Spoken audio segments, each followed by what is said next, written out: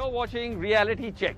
Now, it's been about 3 months since the Farm Bill has become a law.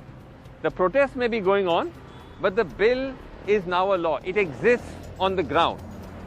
What we've come to understand, my colleague Mariam and I, is what does this mean for farmers?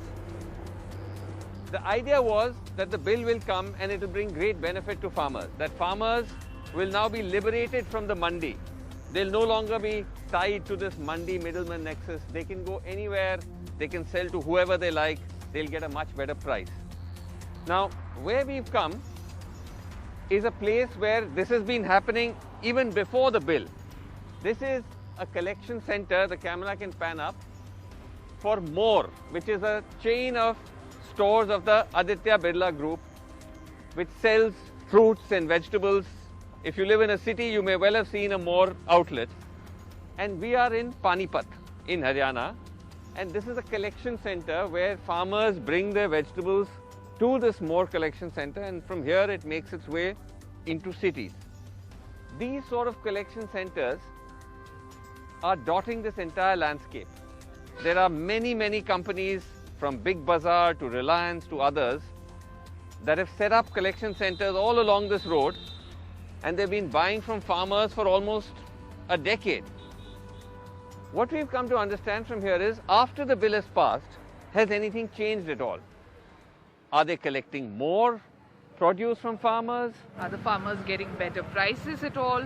Right. What has changed? What exactly is the difference the bill has made, or whether it's made any difference at all? Because there's one last important point, Mariam, which is that essentially what the bill was doing was saying that this was always going on. What it was saying is that earlier, anyone who was buying from farmers had to register with the local mandi and had to pay a mandi tax or a cess. Now they're free from doing that. So that was really the big substantial change, and that was the fear farmers had. The moment you do that, all the trade will start going out of the mandi and the mandis may start to collapse. But that really does not apply for a state like Haryana, where the collection centers tell us that they never had to pay taxes even when they were having transactions outside the mandis. Correct. So in that sense, does the bill actually make any substantial difference at all? That's what we've come here to find out. So let's go talk to the farmers, let's go talk to those who run the collection center and try and understand from them exactly what has happened. ये हमारे साथ किसान भाई हैं, आप अपना नाम बताएंगे एक एक करके? नाम समयदीन है जी। समयदीन। समयदीन। तासीम है जी। अजीम है। और भी हैं किसान? नीटा शर्मा। जैसे अब कहा गया है कि आप कृषि कानून में कहीं भी जाके अपना सामान बेच सकते हो, तो यही आपसे पूछना था कि अब आप सर वो बात सही है, आप कहीं अभी भी बेच सकते हैं अपना सामान ले जाके, तो कहीं बेच सकते हैं। हम वो देखे ना, किसान कोई भी होगा अपना बजट देखेगा, पड़ता देखेगा अपना कहाँ ले जाना, कहाँ बेचना है, कहाँ क्या करना है। यही बात तो अच्छा ये करना है।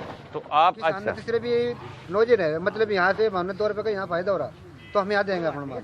अच्छा अगर आगे मंडी फायदा होगा 2 रुपए का, तो मंडी ले जाएंगे। नहीं, ये तो आप पहले भी कर रहे थे। हाँ, वो पहले भी कर रहे थे। पहले भी हाँ, ये पहले भी था सर, और अभी भी यही चल रहा है। और वो अब भी यही चल रहा है। तो अच्छा, चेंज कुछ नहीं हुआ है। चेंज क्या होना था? कोई चेंज नहीं हो रहा है। आप बताइए, आप कब से यहाँ आ रहे हैं? हम जब से आ रहे हैं, जब से सेंटर है जी। कितने मतलब 5-6 साल हो गए। 5-6 साल। और जैसे पहले है वैसे ही अभी भी चल रहा है? जैसे आप पहले ला रहे थे अभी भी यही ला रहे हैं? यही ला रहे हैं, हम शुरू से ही लाते हैं जी। और रेट आपको कोई फर्क पड़ रहा है पिछले जब से ये कृषि कानून आया है, या जैसे पहले मिल रहा था सेम है? रेट में कोई चेंज नहीं है? नहीं जी, सब कुछ सेम है। अच्छा, कानून से कोई फायदा हुआ है? नहीं कोई फायदा दिखाई दिया जी, वैसे कोई चेंज नहीं हुआ। नहीं सर सब्जी में क्या फायदा दिखाई देगा कानून से? अगर कानून मंडी में तो मंडी पूरा आ जाए जी, खुली रहेगी, हम्म। कहीं भी खुली रहेगी, गाड़ी जाएंगी तो मंडी में माल बिकेगा, तो उसी प्रकार तो बजट लगाएंगे। आप 10 प्रकार का रेट बेचेंगे, फालतू में बेचेंगे। मंडी में अगर मान लो 10 रुपए किलो बिक रहा, तो वो अपना बचत बचा के बेचेंगे। 8 रुपए किलो बेचे, 7 रुपए किलो बेचेंगे। तो आपके और भी होंगे ना किसान साथी, आप और ज्यादा लोग कलेक्शन सेंटर में आने लगे हैं, या फिर वो भी अभी भी मंडी में ही जाते हैं? जो मंडी यहाँ सेंटर पे बहुत काफी लोग आ रहे हैं, बहुत काफी तादाद में। नहीं, ये कानून के आने के बाद ना कानून का तो कोई प्रभाव नहीं पड़ रहा है चीज का। कोई चेंज हुआ है या फिर जो पहले आते थे वही आ रहे हैं? जो पहले आते थे वही रहे, कुछ तुरंत थोड़े बढ़ रहे हैं और घट नहीं रहे, बढ़ ही रहे हैं। अच्छा, ये हमारे साथ हैं, आप सब यहाँ सारे कलेक्शन सेंटर संभालते हैं। आप अपना नाम बता दीजिए। पवनेश कुमार। अच्छा, आप कौन से किसका सेंटर देख रहे हैं? मैं Osla fresh private limited. Osla fresh ji. जिसके कितने आउटलेट हैं दिल्ली में? दिल्ली एनसीआर में हमारे 22 आउटलेट। 22 आउटलेट। आप भाई साहब, आपका नाम? राजवीर चौहान। हाँ, हम देखें मोर रिटेल।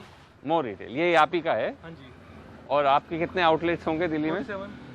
47।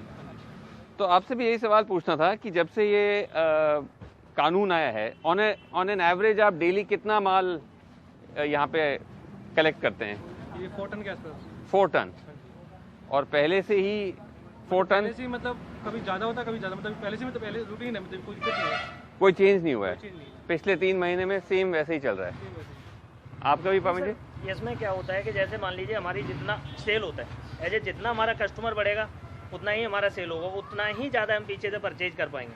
अगर हमारा सेल नहीं होगा आगे तो हम उसे परचेज भी नहीं कर सकते फिर। हाँ, नहीं, बट हमारा ये समझना था कि क्योंकि ये कहा गया था ना कि कृषि कानून आने से आप जैसे लोग हैं जो प्राइवेट प्लेयर्स हैं, आपको ज़्यादा फ्रीडम मिल जाएगा, आप बिल्कुल सर, बिल्कुल। बिना किसी आपत्ति के उठा सकते हैं। तो बिल्कुल उस आधार से कोई चेंज आया है कि हाँ, नहीं? काफ़ी चेंज है सर। हाँ, क्या है चेंज? उससे ये है कि जैसे कि मान लीजिए हम बाहर से माल मंगाते हैं तो हमें दिक्कत नहीं आती कोई भी। हमारा एक फार्मर से भी ले लेते हैं हम। पहले क्या था कि हम एक वेंडर से ले पाते थे जिसके पास लाइसेंस होता था केवल। अब क्या है कि हमारे पास ये फार्मर है, जैसे अजीम करके यही लगा लीजिए सर, तो इनसे हम अपना माल दिल्ली मंगा सकते हैं, इन्हें कोई लाइसेंस की जरूरत नहीं पड़ेगी। जैसे मान लीजिए हमारा आगरा में कोई भी कलेक्शन सेंटर नहीं है, हाँ। उधर से कैप्सिकम भी चलता है और अपना ये पोटैटो भी चलता है, ग्रीन पीस भी चलता है। तो वो क्या है कि हम या तो वेंडर के थ्रू मंगाएंगे तब वो हमें अवेलेबल करा पाएगा, हम डायरेक्ट फार्मर से नहीं ले पाते, यानी मीडिएटर बनाना पड़ता था हमें वहाँ पे। अच्छा, अब क्या है कि अब हम डायरेक्ट फार्मर से भी मंगा लेते हैं। तो फार्मर वेंडर को कुछ देना पड़ता था? कंपनी नहीं देती थी, वो फार्मर से लेता था। कंपनी भी माल से देती थी अपना। अच्छा, हाँ, आप भी? जैसे कि मान लीजिए 10 रुपये हमने फार्मर से खरीद रहे हैं तो वेंडर को हमें उस टाइम पे 11 रुपये देना होता था अच्छा, मीडिएटर को, तब वो माल हमारे पास तक पहुंचता था। अब क्या है कि हम डायरेक्ट किसान को 11 रुपये दे के और वो अपने पास मंगा लेते हैं, उसका बेनिफिट हम किसान को दे रहे हैं। So we are still trying to figure out here what exactly has the law changed on the ground, and there still seems to be some confusion about that.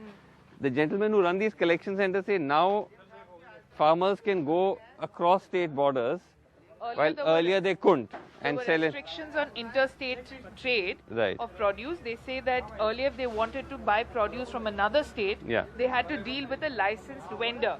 Now they can deal with a farmer directly, and who would not need a license or anything like that to come and sell their produce in a different state. Right. But what these farmers are telling us is that actually even earlier, there in Haryana, they could go to Delhi to the Azadpur Mandi and sell. यही समझ रहे थे कि आप आज़ादपुर मंडी जा सकते थे पहले? जा सकते थे जी, पहले भी? अच्छा, कैसे? जी गाड़ी बनाते थे, गाँव में से कट्टा हाँ। बोरी भर कर ले जाते थे और जाके वहाँ बेच देते थे? आड़ती के पास ले जाते थे। अच्छा। आड़ती आगे फिर बेचता था। आरती आगे बेचता था? जी। तो आप पे कोई रोक नहीं था वहाँ जाने के लिए कोई रोक नहीं आज़ादपुर था। में? नहीं जी, कोई रोक नहीं था। बस ये था कि क्या आपको वहाँ दूर पड़ जाता है जाने में? दूर पड़ जाता था जी।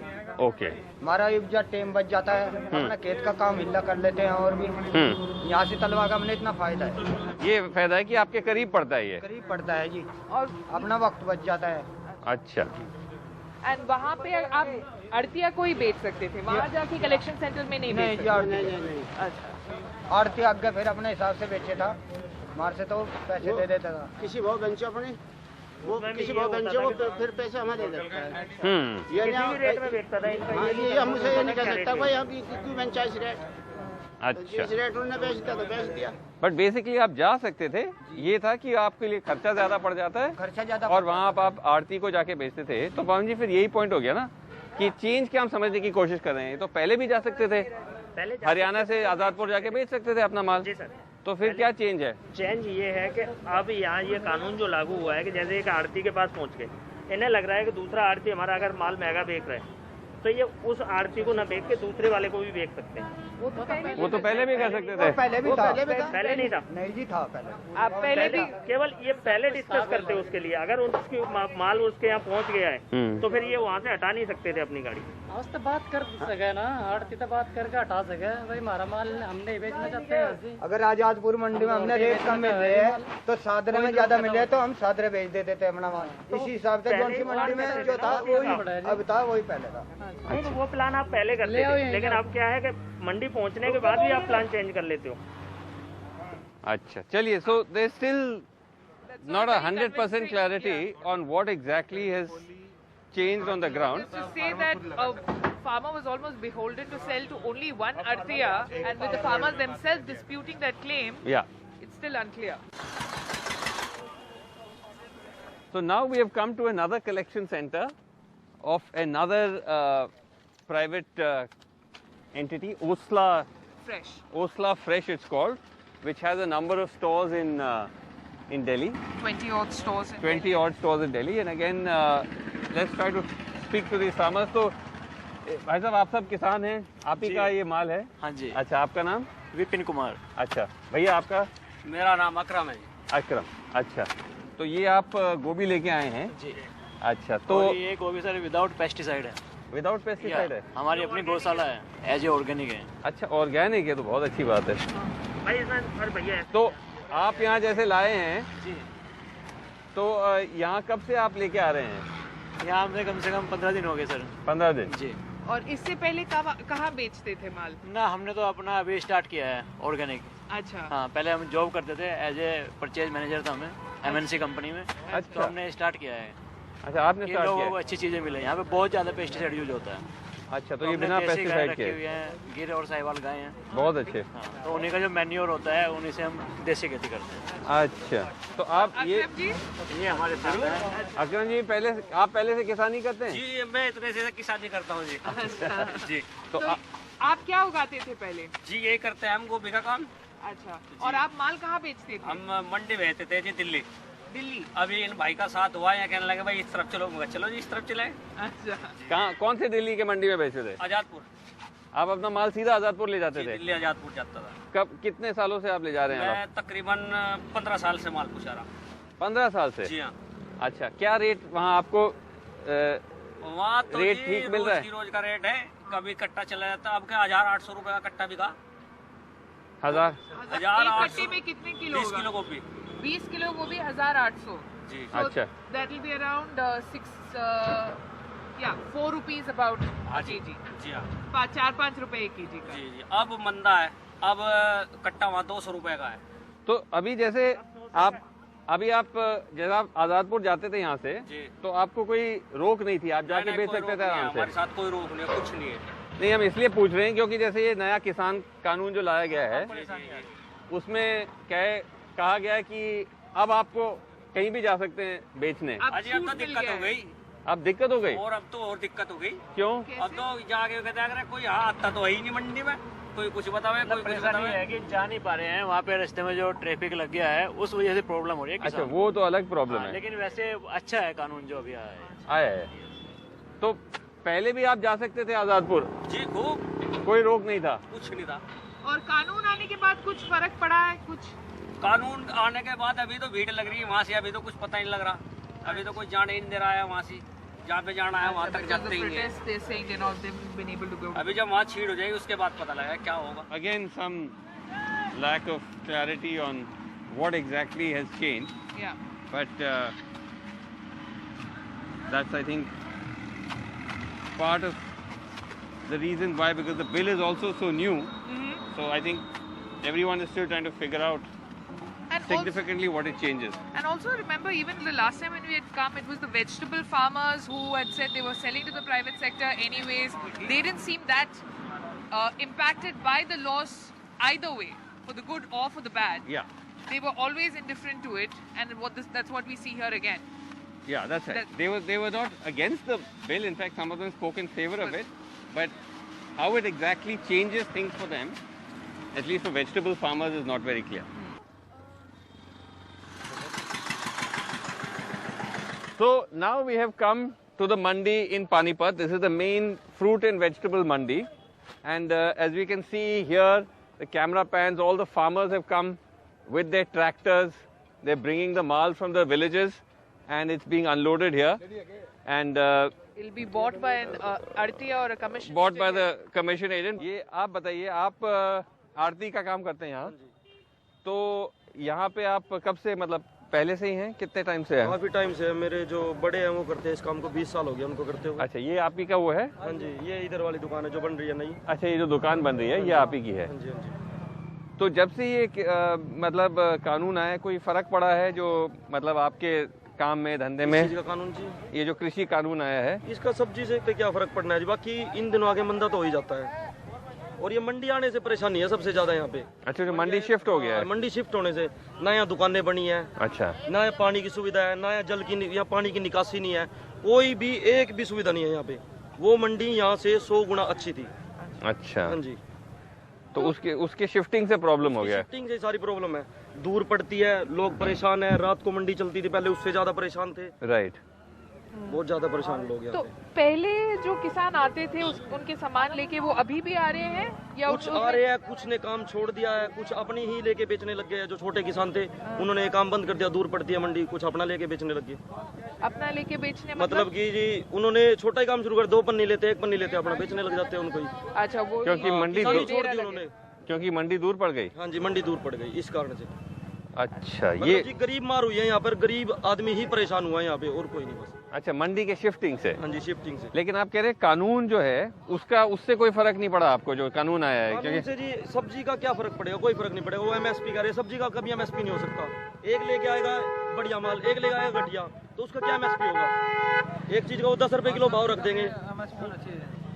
नहीं, वो कोई एमएसपी नहीं हो सकता, उससे कोई फर्क नहीं पड़ा जी यहाँ पे। नहीं, वो ये कहा जा रहा था क्योंकि नए कानून के हिसाब से चाहे सब्जी हो या कुछ भी हो, पहले किसान उसको कहीं नहीं बेच सकता था, सिर्फ मंडी में उसको बेचने की अनुमति थी। अब वो कहीं भी जा सकता है, तो हाँ, इसीलिए ये तो बात है, लेकिन किसान अभी भी ऐसा नहीं करता। अच्छा, वो बेचता आड़ती के पास ही है। अच्छा, आड़ती के पास ही बेचता आड़ती के पास ही बेचता है किसान। क्यों, ऐसा क्यों है? कारण ये है जी, किसान उधार नहीं दे सकता कभी, आड़ती उधार दे देता है। किसान मंडी में आया, सब्जी लेके आ गया किसान, तो उससे किसी ने उधार मांग लिया, उधार थोड़ी दे देगा। वो तो आड़ती के थ्रू बेचेगा, आड़ती ने उधार देनी है, सब कुछ वो तो अपने नगद पैसे ले जाता है, इसीलिए वो कहीं और नहीं बेचता। तो आप हमेशा मंडी के आके बेचते अपना सामान पहले भी? बीच में जब शुरुआत से अब तक बीच में तो आड़ती तो रहा है, तो आड़ती सोते को बेचेगा। तो लेकिन अब यहाँ पे पानीपत में बहुत सारे लोग ये प्राइवेट लोगों को भी बेच रहे हैं, कलेक्शन सेंटर और ये सब। आपने वो किया नहीं कभी भी? तो प्राइवेट को तो जब बेच सकता किसान, जब उसको जो रेट है वो पे एक पक्का मिले। आड़ती रेट बनाता है उससे तो आगे बेच रहा है। जिम्मेदार अगर रेट मांगता है, आगे जो ग्राहक है जो जिम्मेदार मांगता है, जिम्मेदार को रेट मिलता तो नहीं है। तो आड़ती बीच में यही काम करता है, उसको रेट मार्जिन मिल जाता है, जो अगर कम बत्ती हो, ज्यादा हो, कभी ज्यादा कभी कम, वो आड़ती काम कर रहा है हमारे लिए। अब हम तो यहाँ सौदा ला रहे हैं। ये आप लेके आए हैं? हाँ, ये खुद का है। अच्छा, तो ये आप आड़ती को बेचते हैं? ये आगे आड़ती, आगे जो आगे उसको बेचता है। हाँ, नहीं, आप आड़ती को लेकिन आप तो आड़ती को बेचते हैं? हम आड़ती को नहीं बेचते। आप किसको बेचते हैं? हम तो आड़ती बस लाते हैं बेचने के लिए, अभी सौदे को बेच। हाँ, वो बेचते हैं आपके लिए। हाँ। अच्छा, और आपको रेट ठीक मिलता है उससे? वो तो मार्केट के हिसाब से मिलता है, ऐसे मंदा है तो हिसाब से मिलता है। आपको अभी इसका फूल गोभी का कितना प्राइस मिलेगा किलो? ये किलो तो इस टाइम 2-2.5 रुपए किलो भी नहीं पड़ रही है हमको। हाँ? 2-2.5 रुपए किलो। 2-2.5 रुपए किलो। अच्छा, तो आड़ती आपको क्या पैसे कभी कभी जैसे उधार लेना पड़ता है, वो सब देते हैं आपको? वो तो काम आदमी जब किस जिम्मेदार है, वो खेत में खर्चा करेगा, लागत लगाएगा। हाँ। तो कहीं से तो लेगा। हाँ। उसको व्यापारी तो देने रहा, वो आड़ती से ही लेगा। आपने लिया हुआ है? लिया हुआ। अच्छा, कितना लिया है? जितना खर्चा आता है वो तो लेना पड़ता है। अब फसल में जो खर्चा आ रहा है वो तो पहले लगाएंगे, वो तो लेंगे कहीं ना कहीं से। तो ये जो कानून आए हैं कृषि कानून, उसके कानून आने के बाद कुछ बदलाव हुआ है? कुछ नहीं बदला हुआ, वैसे ही चल रहा है। जब प्राइस में कोई बढ़ोतरी हुई है? बढ़ोतरी तो अभी कभी मंदा कभी तेज है। अभी 2 दिन पहले ये तेज थी, अब ये 2 दिन बाद में ये मंदी है। अच्छा, तो जैसे पहले का था वैसे ही चल रहा है? मेन मुद्दा तो यही है ना, जो रेट फिक्स हो तो फिक्स करो। अब आप ये कह रहे हो कानून आ रहा है, कानून से आपको फायदा क्या नुकसान क्या? जिम्मेदार के लिए हर चीज का रेट फिक्स कर देते हैं। सब्जी से रेट बेचो, कोई तेज आलू है, टमाटर है, इनका तेज भाव तेज हो गया तो गवर्नमेंट इस बात को रोकती है कि भाव तेज हो गया, इसको मंदा करो। प्याज तेज हो गया तो मंदा करो। प्याज तेज बेचता कौन है?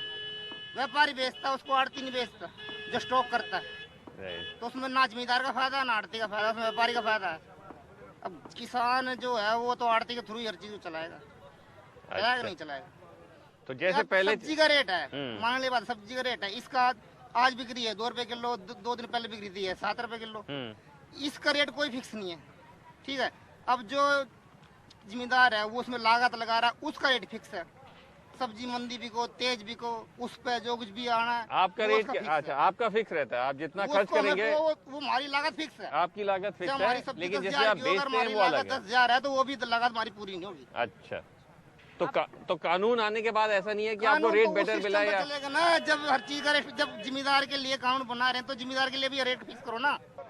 So in conclusion, we've spoken to farmers and buyers here at the mandi, the main Panipat mandi, and we've spoken to those outside, and it's not very clear whether after the bill has come that they're able to see some huge upside.